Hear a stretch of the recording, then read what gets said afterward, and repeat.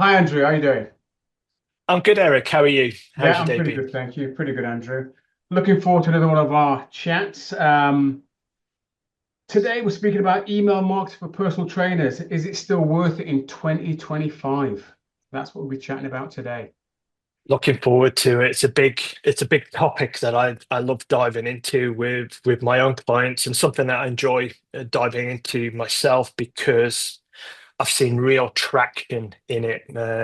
I've always been a big fan of it, but seeing it work inspires. So I'm looking forward to that chat with you today. No, brilliant stuff. Look, for people who are listening to this for the very first time that don't know who Andrew is, I just want to give a brief introduction to Andrew because I've looked at your resume and I could have made this a lot longer, but I've tried to keep it as succinct as possible so people get the key juicy bits and they know that you are an expert, you have got experience, and you do know what you're talking about. So let's just go through a little bit of your resume. So today's guest is Andrew Wallace, a business mentor, marketing consultant, and a leading authority in fitness business growth. So you've had, and they'll see it on your website, we'll give them the details later of people you've worked with just to back that up. He empowers personal trainers, studio owners, fitness entrepreneurs to find their freedom by building profitable, important, scalable businesses that align with the lives they want to live. And again, that is just so important that you're building something that actually you want to live. It's no good building something that you don't enjoy. Pointless. I agree. Andrew specializes in creating proven marketing sales management systems that generate consistent, high quality leads, helping fitness professionals grow a sustainable business without burnout, guesswork, or overwhelm, which I think we can all be guilty at some point of all those three. I certainly have been. He works with established fitness business professionals, not to say he wouldn't work with newbies because you would as well, but typically established fitness professionals to increase profitability while working 25 hours or less, nice amount of time, to generate predictable revenue month after month. So we haven't got this feast or famine business going on, and build effective teams if you want to build a team and systems that drive long-term success. Please welcome a trusted mentor for the next generation of fitness professionals, Andrew Wallace. Great to have you on board again, Andrew. And we're going to dive into this Hey, topic. Email enjoyable marketing to for be personal here. trainers. Is it still worth it 2025? Before we dive in with my first question, I would just want to add and say, I think email marketing was worth it in 2024, 2023, 2022, all the way back. I think it's going to be worth it in 2026, 27, 28, and beyond. But you're going to tell us exactly why I have that belief, and you're going to back it up with some evidence. So let's kick off with the first question, Andrew. What makes email marketing such a powerful tool in today's fitness industry, in your opinion? In my opinion, um, And experience, of course. and experience, yeah, true. Ultimately, it's you own that email list. So when myself, my priority, and the clients I coach, the priority is to build that asset of the business, because as we've seen, Facebook has gone down in the past, as has Instagram and other social media outlets.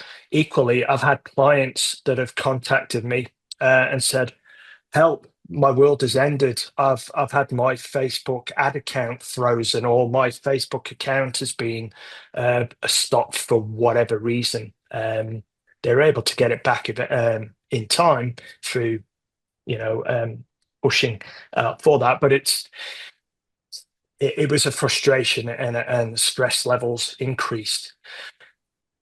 That wouldn't happen if we focus on elements that we own, and we own our business. And part of our business, or one of the assets of our business, is our marketing list. Because no matter what happens, no matter where we are, um, and if we lost everything tomorrow, if we've got a good quality list of people who know, like, and trust you, and you were to put out some great content with an offer, then there's a good chance that those people on that list will buy. Not everybody, but a significant percentage of them would. The bigger the list, obviously, the more you're going to generate from that list, and we'll go into some numbers in a second or two.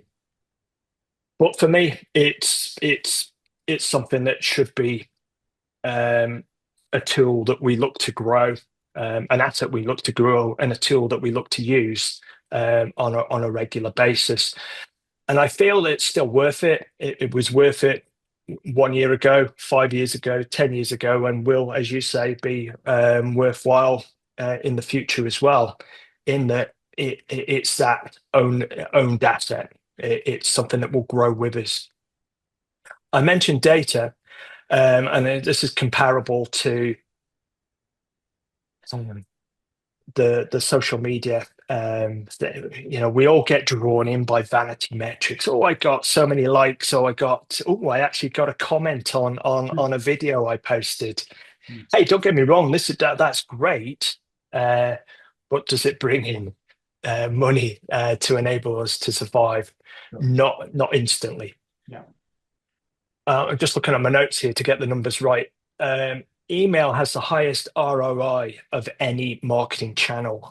On average, just explain what ROI means to those that are good point. Return on investment. So if we were to put £1 in, or what the actual numbers are in dollars, but it doesn't necessarily matter. But for every dollar that we spend, in email marketing, we get $36 to $40 in return.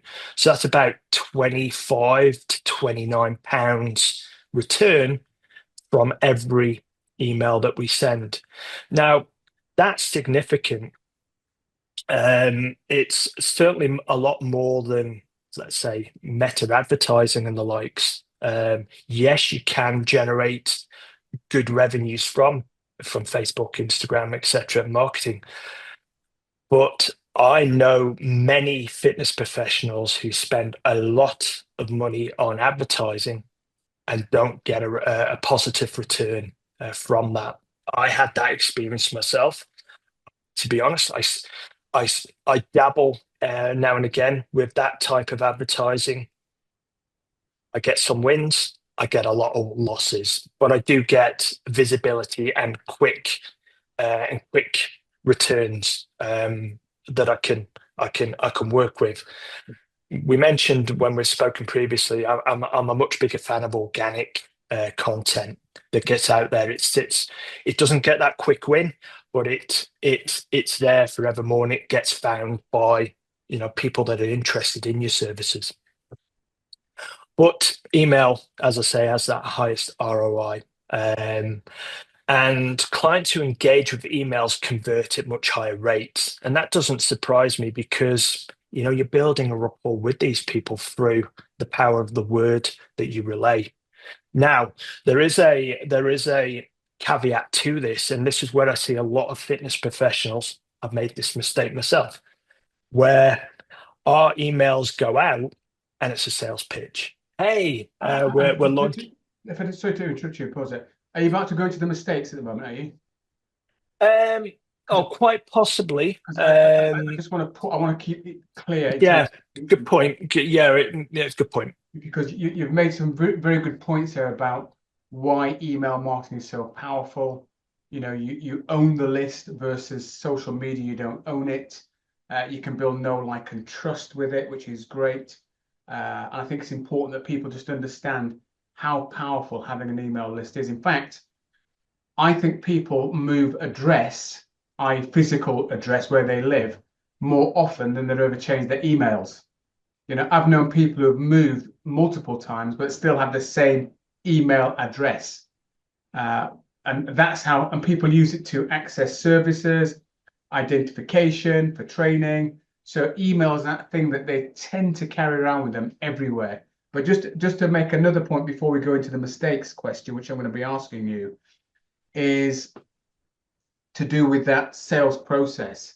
When you're relying on social media, as in regular posting, DMs, you're really trying to capture that small 3% of the market that are looking to buy now, which is a tough market to compete, because you're competing against all the advertisers trying to go for the 3%. When you've got an email list, you're really speaking to the 6%, the 20% who may not want to buy like now, like the 3% want to buy now, that everyone's fighting for. the 6%, the 20% that are happy to buy maybe next week, next month, 3 months' time, that's who you're communicating with. And if your list is big enough, you will start to get those ROIs that you spoke about, the $29 per email. That's $36 to $40. So that's when you're going to start to realize that as you build up your email list and you continually communicate with people.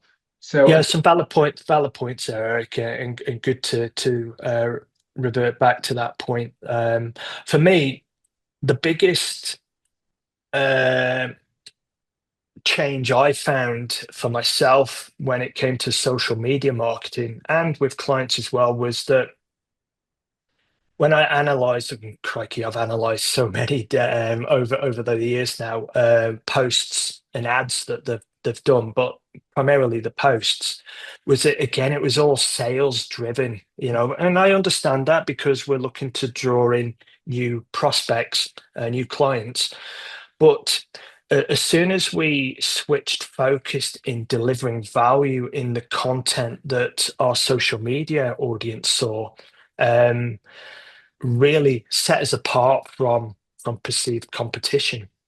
And I got to that aspect through, I don't know if you've heard of the book They Ask You Answer by Marcus Sheridan. Great book. It's one of my, I would say probably in my top 5, I would say, potentially, certainly in my top 10. It probably makes my top 5 business books of all time. But I like the story. It was a challenging story Marcus went through. He was a swimming pool salesman, almost lost his business in 2008 when the global market hit, and realized they didn't have any money to market their company.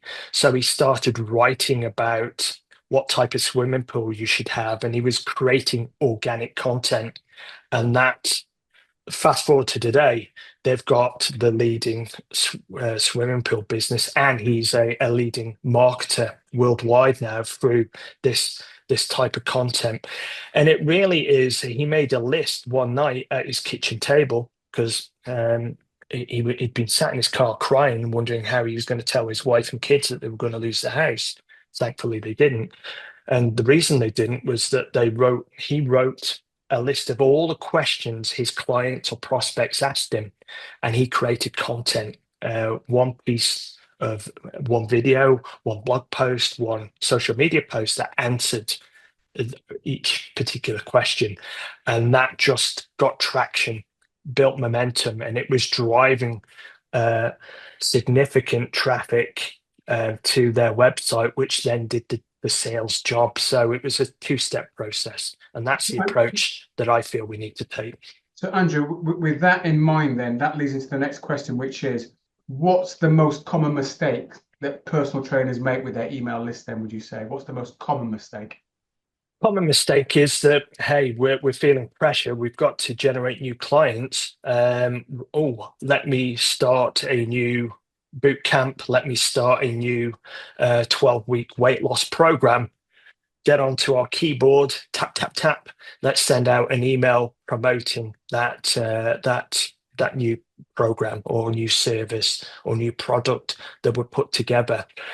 And if we were to sit on the other side of the fence and be our clients or prospects receiving that email, and again, this is through my experience, a lot of my clients in the past do not enjoy writing emails. They struggle with it or don't see the value in it, or when they do, it's a promotional email. But if we're a prospect or client who's not had an email from us in weeks, months, years, and we get this email and it's a pitch, it's like, oh God, they're trying to sell me something. And it might not even get opened because they think, oh, all they ever do is email me when they want something. I'm sure I get those types of emails each day. And when I go into email, as we all do, first thing I'm doing is delete. Oh, there's Eric's email. I'll come back to that. Delete. And so we've gone from maybe 100 emails to 5, 10 or whatever. And then we start reading those ones because we've conditioned ourselves that, hey, I get value from from whenever Eric writes to me or whatever, and I'm open to opening that. Sure. But we have to, as business owners, understand that. So the biggest mistake I find, as I say, is that every email that gets sent is a promotional email. We're trying to sell something, and that's the wrong way to take that. We can dive deeper and into email and segmenting your list and things like that. But even if we didn't do that and we just did an email that goes out to our whole list, we've got to deliver value. Think, what do I want to be known for? What's my experience? What do I enjoy talking about? And if you're consistent in that approach, then not everybody on the list is going to like it. Some may and probably will unsubscribe. And that used to be a dagger to the heart to me when back in the day when that happened. Oh, I've lost someone on my list. But now I applaud that, because they were never going to ever buy from me. They just wanted something at that time that they felt was relevant or useful to them, which is great. I'm glad that helped. But I'm cultivating. It's much like having a garden or a vegetable patch. I'm cultivating, get rid of the weeds so that those plants or vegetables can flourish. And it's the same with your email list. If we're managing it effectively, we're honing it so it's a tight audience. It's a community. I call it my tribe. Some people call it clan. Your followers, but it's a group of people who love what you're about. They agree with you. They've got same interests, similar values, similar beliefs. So it's you're harnessing a community essentially, and that's what we're after, and that's what email can do. Ideally, we do it in person, but we can't. Obviously, if you've got a global audience, you can't meet everybody on a regular basis in person. So you can through your email. So just to get clear on that mistake then that PTs are making, the most common mistake in your opinion and experience is people going out and asking for the sale rather than doing a whole mixture of emails that offer education so that you condition them to open it up. So that's a good one. And I often say to trainers, people do one of three things, because you mentioned it about unsubscribe. I'll say they'll either buy, die, or unsubscribe. They'll do one of the three. So that kind of leads me on to the third question regarding emails then, and is it worth in 2025 for personal trainers? Can you walk us through like a simple welcome email sequence? And I'm going to preface that, or just properly position this question. And we're not going to go into lead magnets today. We'll save that for another interview, but let's just assume that somebody signed up for your lead magnet, whatever that lead magnet is. Can you maybe talk us through very quickly, just maybe the first 3 or 4 emails, without going into detail about the content, but just what the idea behind each email might be in terms of what you're trying to get across to that person that signed up? Again, this is born out of trial and error over the years. And for those that perhaps don't know what we're talking about when we say lead magnet, somebody you've offered, maybe it's a worksheet, a meal plan, a training program for them to receive in exchange for something of value, which is their name and email address. So they've landed on your email list. That's a significant step from them stepping forward and raising their hand and saying, hey, I'm interested in learning a little bit more about what you do and what you offer. And a big mistake I've seen a lot of fitness professionals make, and again, embarrassingly, I've done this in the past, in that they've been added to my list and it was crickets. I didn't do anything. I didn't say, hey, how are you? If you welcomed them to your home or to your place of business or to a party, whatever, you're going to say, hey, great to see you. Well, that's what we want to be doing when somebody has shown interest in what you offer. Let's treat them how we want to be treated ourselves. And that's where the welcome email sequence comes in play, because we're guiding them on the steps that we want to take to give us the chance to outline what we do. We don't want to go in, hey, thanks for downloading that, buy my product, buy my service, because it's way too soon on that. They might never buy from us. Yeah. But who's to say that they know 1, 3, 5, 10 people who may wish to buy from us? So we've got to present ourselves properly, and that's where the welcome email sequence comes in. So I'm listing out 5 emails that I would recommend. You might determine that 1 email's enough, or you might feel 3's enough, or you might feel 12 is the number. It depends. You know your business better than anybody, and you know what you want to do. But for me, 3 to 5 is a good number. Yep. It gives us the chance to do these things. Firstly, email 1 is welcome them and outline the expectations. What are they to expect over the coming days? So in that welcome email, it's, hey, great to have you join us.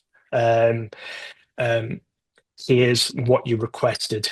Here's the link to the download if you've not already given them, directed them to a page to get what they'd asked for. Or you might say, hey, if you haven't had time to download it, here's that to do. You might then ask them a question in that, because I feel that it's important, certainly more so these days, in that we get some reply from them. So you can ask a question, what drove you to want this, or what sort of training do you do currently, or whatever. Hit reply, because your email service provider is looking at how many of your emails get opened, how many emails get deleted or unsubscribed from, because that will show that, again, we're trying to spam them or overly promote, and email providers don't like that. They want us to do business as it's meant to be done. But if they see that the replies are being sent, they show that there's a good engagement, and that allows more emails to go out, because they can see that we're a trusted business, and the people we're sending emails to are wanting to receive our emails. So they won't land in the I'm thinking of Google here, in the promotions folder, or into spam or junk, which can happen. So the welcome email is a good first introduction. Email 2, then, I feel a good piece of content for that one is a personal story. This is where we can give some background about ourselves, that we're married, or got a partner, or got kids, or it could be what got you into your business, into fitness in the first place, or whatever. Just something that you're unpeeling the onion, so to speak, just giving a little bit. We spoke about this previously, being human. Just when you meet someone for the first time, you're getting to know who they are. This email gives you the chance to be able to do that. Email 3, then, I feel, is where we can deliver a valuable quick win tip, I call them, or access to another resource. So it might be, when you're working with clients, and the types of questions they're asking, then you can talk about that in that email. Or, for example,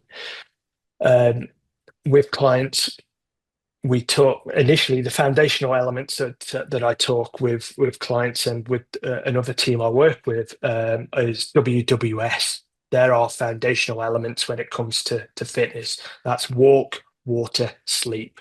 Before we even start going into what types of training and stuff, we need to get the basics in play. Are you drinking? We call it the 777. 7 glasses of water, at least 7,000 steps a day, and at least 7 hours of sleep a day. If you're getting them in play consistently, as we know as fitness professionals, you're doing great. Obviously, we want them 10,000 steps and so on and so forth. But that's a good entry level that we look at. And that's so you might. 3. That's email number 3. Yeah. So you might talk about that. That's what I would potentially talk about in my email 3. Yeah. Email 4, I might start positioning myself as the expert in my field. So this is the best way to do that is not saying me. It's having a client story. So talking, maybe introducing some testimonials can play. I personally would prefer a client success story, that if I'm coming to you, Eric, and I'm interested in learning about your online training program.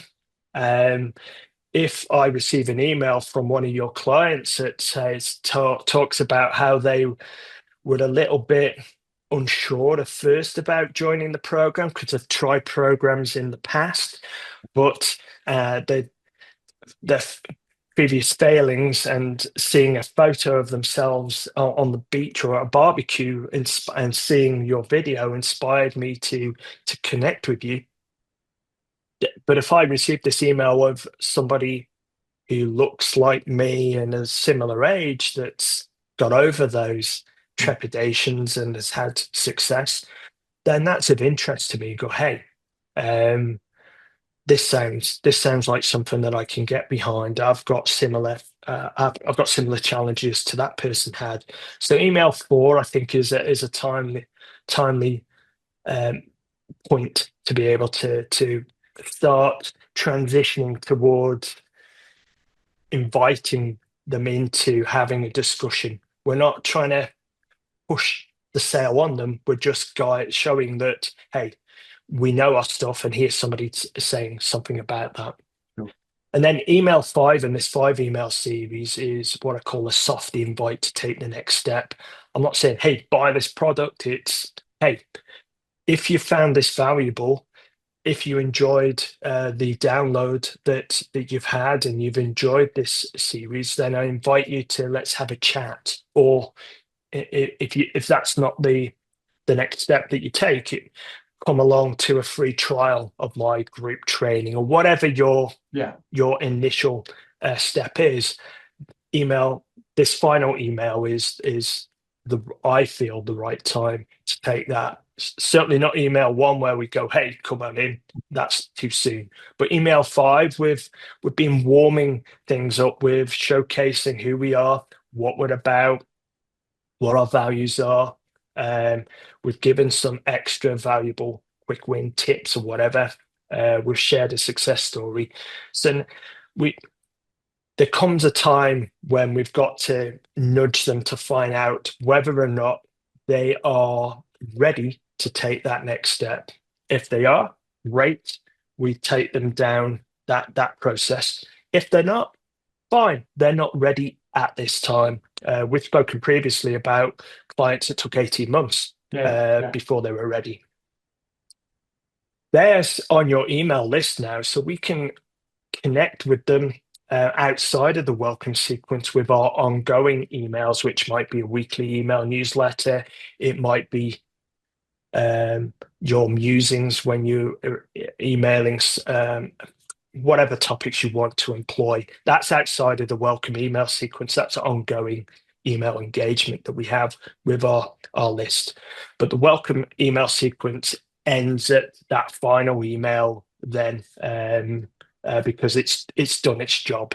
It was there to welcome people to your list. And, again, you made some great points there. And one of the stories that I've often heard regarding starting the relationship is, you wouldn't walk into a bar and walk up to a woman or a man and say, hey, will you marry me? You build up that relationship, and then, a couple of drinks, a bit of chit chat, maybe you go out for a drink, a meal, maybe go for a long weekend, and before you know it, several months later, maybe a year or so, then you might ask. And it's the same with what you're basically saying right now. But 3 quick things I wanted to mention here, which you've touched on as well, I think, which I think people need to understand within that email sequence that you've just described. And I love the content you put in there as well. One quick thing for the listeners to understand is this is automated. So once they've got the freebie magnet, you're not sat at your PC having to think up these emails. You've thought it up and they're automated. So you can be doing other things whilst this is happening in the background. The other one I like is the client story, because that is a great way of what I call doing like a Trojan horse. When people it's like when you watch a film, you know that Superman can't really fly. You know that there's no such thing as Incredible Hulk. You know that there's not really a Spider-Man. But whilst you are watching and listening into a story, you believe it in that moment in time. So stories about clients, which are true, by the way, but people drop their skepticism and they're more receptive to what you're saying, because you're not just saying, as you rightly say, hey, buy from me. You're giving them a story, and ideally, if they are the ideal target audience, they're going to relate to it. And the final point, I think, or final two quick points. One is for people to understand you've got the email sequence, the welcome sequence of 5, and then you mentioned your ongoing email, which also could be automated. So they may get 2 emails for a period of time, and that may drop to 1. So they might be on that sequence every Monday or whatever it is, and then your regular email might go out on a Thursday. So for a period of time, they may be getting 2 emails, but that's perfectly fine. And the last thing is, I don't know if you do this, but I certainly have done this in the past. I always make sure in my email there is a button that allows them to book a call if they want to book a call. You know, because some people, the freebie gift is enough to get them over the line. And they're like, you know what, and it should be in the freebie gift as well. But for some people, within that email sequence, I certainly always put a button in there. If you want to book a consultation, click here, rather than having to wait for the 5th one to be invited. So it's still exactly as you've described, but I just put in, I don't know what your thoughts are on putting that button in there. Do you put it in or do you not put it in? I have used buttons at times. Or I said button, or just a bit of text that's linked. But I always have, because you're right, you don't know when the right time for that person is. They might want to book in immediately after the download. They might have downloaded your lead magnet, not for the lead magnet, but because they'd already made the decision through seeing content out there that they want to work with you. We don't know when the right time is. So, but we've got to, you're right, we've always got to have what I call a call to action in the email. And I like them being subtle, but not too subtle that they don't know they're there. So normally for me, it'd be a PS. It might be within the email content itself, but in each of the emails, I say each of the emails, there have been times in the first email where I might not put that in there, but if it's not in there, there's the question and then hit reply. So I'm asking them to connect with me. Yeah.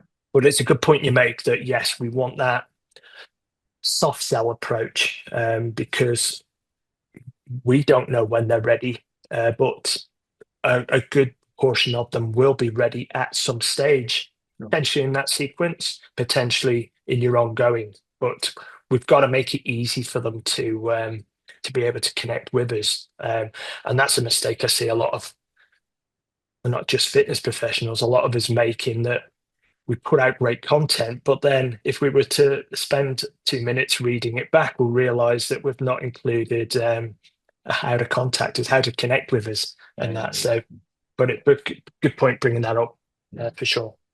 Andrew, again, good conversation, good information.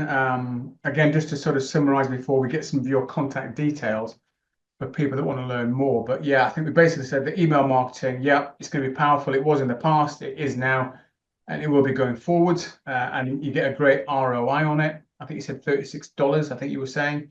It was, yeah. It's the biggest mistake that PTs make out there is they're trying to sell from the get-go. Let's not do that. Let's build that relationship up over, and again, rewind this video and make note of the content that Andrew said you should be looking at putting in your emails. By all means, tweak it, but I think the structure you've given is a good one.